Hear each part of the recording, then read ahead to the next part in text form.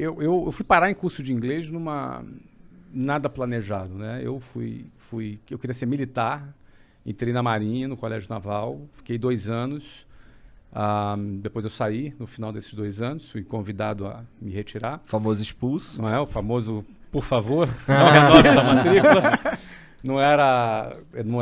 Foi uma fase muito legal para mim, mas não era a minha vocação, né? Não tinha essa vocação de tanta disciplina como militar precisa ter. Não é o meu quadrado, né? Você não é o yes man, né? Não parece mesmo, não é o meu perfil. Né? Então, eles me fizeram um grande favor de me convidarem a que eu saísse. Tem um carinho enorme. Tanto é que eu voltei lá no colégio esses dias.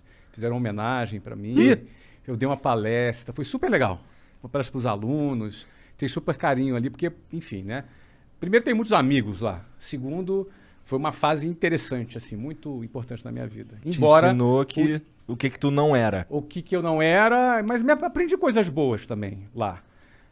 Mas quando eu saí de lá e expulso, fiquei muito sem moral em casa. Meu pai era sargento do exército. Caralho. Você imagina, meu pai não era oficial, então estava numa E tu ia posição, sair de lá oficial. Eu ia sair de lá oficial, então assim, meu pai estava muito orgulhoso, muito feliz. De tu tá ali. De eu estar ali naquilo, e não rolou, não funcionou.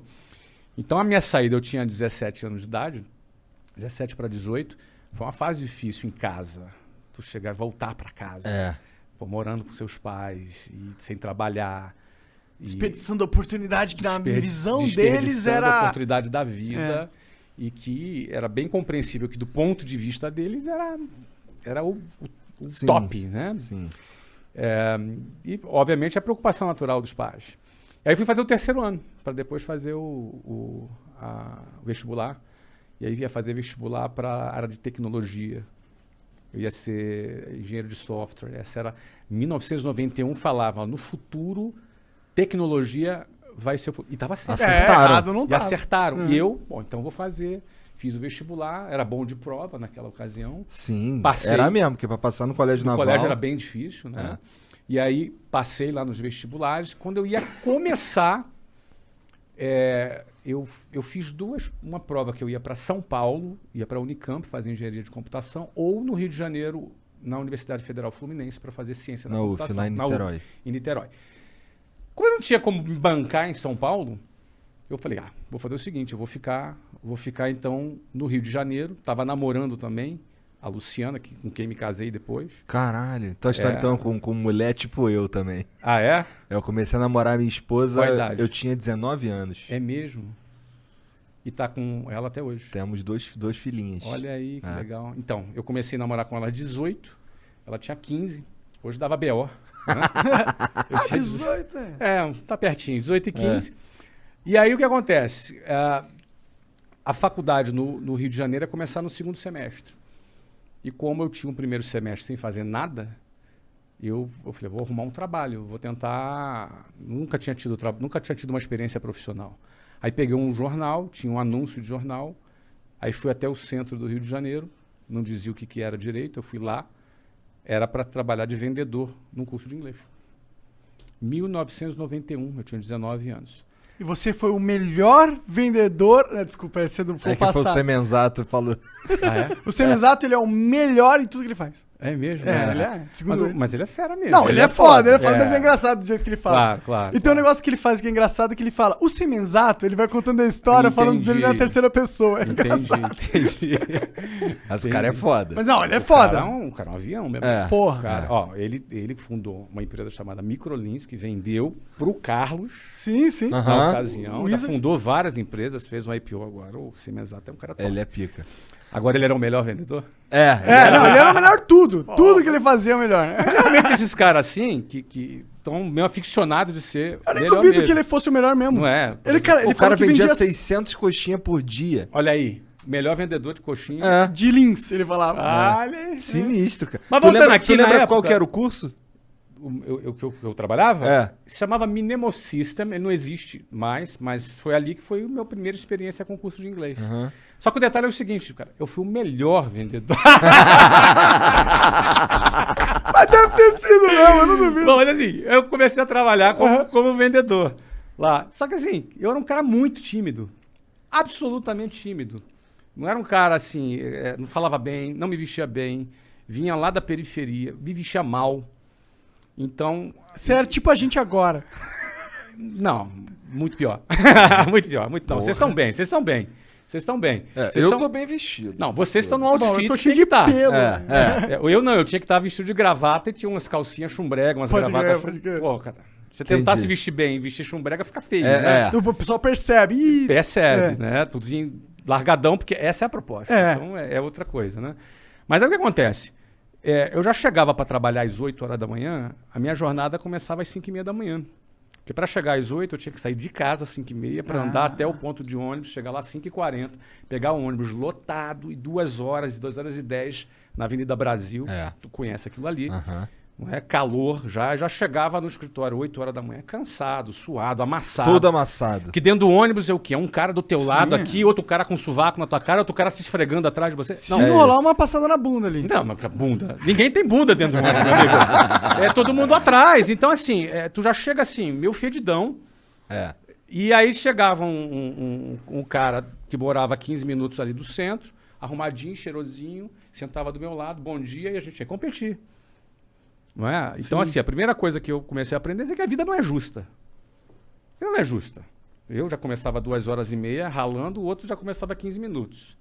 Aí, diante da vida não ser justa, vou fazer o quê, cara? Vou me lamentar? Vou ficar puto, vou chorar. Vou protestar, vou fazer uma greve. Cara, eu tinha que ralar mais, eu tinha que tirar essa diferença de algum jeito. Se é justo ou não é, paciência. O ponto é o seguinte, eu não quero ficar para trás. E na época, era muito interessante que vendas... Foi a ferramenta que eu aprendi, cara. Venda é um negócio que te dá a possibilidade de você fazer o ganho que tu quiser. Não é? Você Depende do depende da do seu tua trabalho, da performance, sua performance, entendeu? Então, se tu for um cara que tem fome e está disposto a trabalhar, eu trabalhava 15 horas por dia. Acordando cedão, Acordando pegando horas. cedão, e eu chegava em casa depois de meia-noite, todo dia. Caralho, então tu dormia, sei lá, 4 horas. Eu dormia umas 5 horas, porque eu acordava às 5 para sair 5h30. Você consegue? Eu não consigo funcionar. Hoje com não, 5 horas. mas na época com 19 anos. É o que tem. Era o que eu tinha, cara. Era o que eu tinha pra vida ali. Então, assim, agora eu pensava o seguinte: se eu bater as minhas metas, se eu fizer o que eu tenho que fazer, tinha um plano de carreira nessa empresa. Eu falei, cara, vou dar o meu tudo aqui pra chegar lá. Para resumir, eu trabalhei 4 anos nessa empresa. Aí tive uma carreira de vendedor, depois fui gerente de vendas, fui diretor de vendas, cheguei a trabalhar em outras cidades, fui assim um cara bem sucedido como vendas. E foi daí que eu cheguei em 1995, na tua pergunta, ao WhatsApp. Porque chegou um ponto que eu quis fundar a minha própria escola. E em 1995 foi a oportunidade o momento que eu achei que era oportuno. Essa oportunidade aí veio porque tu juntou uma grana? Então, não. Por que acontece? Eu ganhava bem, tá? Eu ganhava, para você ter ideia, aos 22 anos, eu ganhava R$7.000 em Nessa época 1994. Nossa, daquela época. isso é $7.000. Daquela época era $7.000. Sim, isso aqui não era pra caralho. Dava pra bastante. comprar carro e o cacete. Dava. Então, só que é o seguinte, eu casei aos 20. Já também tem uma despesa grande ali. Veio despesa. Aos 21, eu fui transferido para Venezuela. Na época que o Hugo Chávez estava preso, uma tentativa de golpe, e Venezuela era um país sensacional, cara. Naquela época. Venezuela era um país sensacional. Olha, eu conheci celular na Venezuela. Caralho. Não tinha no Brasil, na Venezuela tinha. Um país super desenvolvido, um país rico, super bem. Eu morei lá na Venezuela esse tempo. Só que fui roubado, perdi tudo. Voltei pro Brasil, começando do zero aos 22 anos. Bom, não era tão bom assim então, né? Não, muito ladrão. Muito ladrão, cara. Entraram, roubaram a empresa, roubaram meu carro, roubaram... É uma coisa de louco, que cara. merda. Era daquela cultura. Caralho, roubaram tudo. Roubaram tudo. Tudo. Meu tudo já não era muito. Mas era tudo. Era o meu 100%. Tudo é tudo, exatamente. Cara, eu voltei... Agora, quando eu fui, eu virei pra Luciana. A Luciana falou assim... Eu falei pra ela da proposta de... Ela falou, qual o pior que pode acontecer? Aí eu pensei assim, de perder tudo e voltar falando espanhol. E foi exatamente o que aconteceu. A gente perdeu tudo, voltou falando espanhol. Mas beleza, tinha uma experiência, estamos dando risada aqui. Durou quanto tempo isso? 8 meses. Um bom tempo. Deu tempo de aprender espanhol? Deu. Claro, sempre pode melhorar, mas deu. Fala um pouquinho, Tomás. Fala um pouquinho. E aí o que acontece? Voltei, Voltei em 1994, eu tinha 22 anos. Nessa época eu voltei e bombei. Fui bem, aí assumi várias filiais, ganhei bem. Só que eu comecei do zero em janeiro de 94. Em dezembro de 94 eu saí. Não tinha tempo de juntar uma grana suficiente para abrir um negócio. Mas aquele era o meu timing. Era o meu momento. Então tinha algum dinheirinho. Você tinha ganhado expertise. Eu tinha ganhado expertise, eu estava confiante, entendeu? Aquele era o momento que o Brasil tinha acabado de lançar o Plano Real, que na época estabilizou a economia, acabou com a inflação. Na época também várias empresas internacionais tinham desembarcado no Brasil, então você tinha empresas de petróleo. Tinha feito isso também. Isso, mas na época foi do governo lá do Fernando Henrique. 1994, Plano Real. É Fernando Henrique. Itamar e Fernando Henrique, exatamente.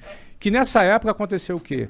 Eles quebraram o monopólio de telecomunicações, aí vieram várias empresas do exterior para o Brasil, e foi a época que o inglês passou a ser percebido como fundamental, porque com a entrada das multinacionais, o inglês era garantia de emprego. Inglês era garantia de emprego. Então, antigamente era assim, quando eu vendia inglês, olha, no futuro o inglês vai ser importante. A partir de 1994, no inconsciente coletivo, não era no futuro, era agora o inglês vai ser importante. A demanda estava em alta. E a demanda em alta para adultos. Falei, cara, o momento é agora. E aí, checão especial meu, da minha mulher. Cheque especial? Caralho, tu é muito brabo, cara. Mas eu não recomendo que ninguém faça. Cara, mas eu faria de novo. Agora você não, mas não recomendo. Porque é 12% ao mês de juros. É um absurdo essa porra. 12% de juros. Mas era assim, eu tinha uma graninha, que não era o suficiente, mais o cheque especial, que também não era o suficiente, dava pra gente montar a escola e pagar um mês de conta. Se não vendesse, mês seguinte a gente tava quebrado já. Entendi. Então, que loucura, isso deve ser foda, né? Trabalhar com esse tipo de pressão. Mas o cara a vida do empreendedor é a pressão. Mas o cara não nem sempre esse tipo, às vezes pior, né? Covid, por exemplo. Foi pra você, foi pressão? O quê? Tá louco. Foi o momento de maior pressão da minha vida. Por quê? Porque fechou todas as escolas, cara.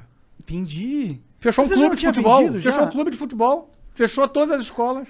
Entendi. Não, eu vendi em 2013, mas em 2016 eu recomprei. Ah, tu recomprou? Sim. Então você é dono da WhatsApp agora ainda? Eu patrocinei você, cara. É verdade. O Monarca é meio devagar, cara. É verdade. Ele é meio devagar. Pô, acabou de me agradecer porque eu patrocinei o negócio, cara. Pô. É verdade, é verdade. Eu tô aqui de bobeira com essa porra às vezes os caras vendem, mas fica como conselheiro. Porra, tu não, eu sou burro. Tá como bom, é que o Covid fudeu, cara? Fechou as escolas, pô. Fudeu, pô. Pô, fechou, cara. Fechou faz tudo. Sentido, faz sentido. Por isso que você lançou o curso online, imagina. Não, eu tinha lançado antes. Ah, tu tinha lançado antes? A gente fez o patrocínio antes. É verdade. É verdade.